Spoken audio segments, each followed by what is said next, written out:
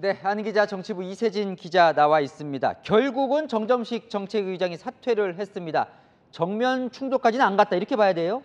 네, 사실 정책위 의장이나 이 정점식 의원 자체가 논란의 핵심은 아니었죠.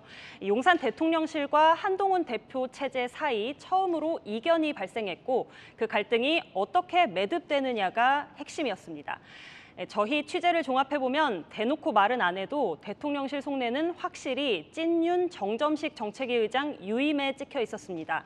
한 대표는 새 술은 새 부대에 담는 게 맞다면서 교체의 무게를 실었었죠. 양쪽 다 서로의 뜻을 명확하게 알고 있는 상황 속에서 며칠 동안 정리가 안 되다가 결국 정점식 정책위 의장 사퇴로 마무리가 된 겁니다. 그렇다면 교체가 어쨌든 되는 거니까 한동훈 대표가 이번 판에서는 승리를 한 겁니까? 네, 결과만 보면 그렇습니다.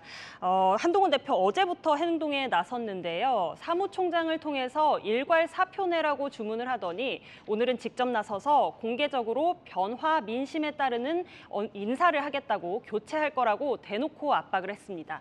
오늘 아침까지 버티던 정 정책위 의장은 2시간 만에 자진 사퇴했고요. 일부 친윤 의원들 정정책위 의장 버텨야 한다, 의원총회에서 충돌도 예상된다라고 했었는데 이런 일촉즉발의 상황은 일단 잠재워진 상황입니다.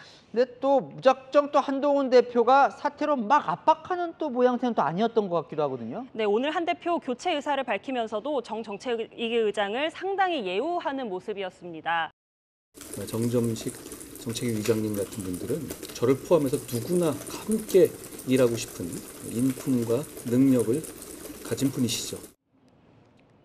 게다가 한 대표 측 행여 찍어 누르기 하는 모습으로 보여질까 봐 정 의장을 콕 집지 않고 당직 일괄 사퇴로 우회 압박한 것도 배려한 거라고 하는데요. 한 대표가 어제 정 의장을 따로 불러서 새 의장과 일하고 싶다고 완곡하게 요청을 하기도 했고요. 한 대표 측 새로운 정책위 의장을 임명하는 형태로 밀어붙일 수도 있으나 그런 과격한 방식은 피하고 싶었다고 하더라고요. 어쨌건 그러면 정리를 해보면 한동훈 대표 이후에 처음으로 이견이 발생했는데 정면 충돌은 피한 거네요. 맞네요. 네, 그렇습니다. 이번 사태를 통해서 명확히 한 거는 용산과 한동훈 대표 모두 정면 충돌까지 가면 안 된다는 데는 서로 동의를 했다는 겁니다. 아슬아슬하긴 했는데 선을 지킨 거죠. 엊그제 회동 때였죠. 당대표 알아서 하라는 윤 대통령과 정부 성공을 위해 정책 서포트하겠다던 한 대표의 대화, 이게 중요해 보이는데요. 당무는 당대표가 전권을 갖게 하고 정부 일은 여당 대표가 또 도와주는 역할을 명확히 하고 이제 다음 단계로 넘어가자 이렇게 된 겁니다. 자, 그러면 일단 위기는 넘긴 것 같고요. 여당 입장에서 보면 이제는 좀 평안해지는 겁니까? 네, 이제 넘지 말아야 할 선을 넘지 않는 게 중요하다. 아까 말씀을 드렸죠. 하지만 이번 갈등 내심은 힘겨루기의 성격도 있었습니다.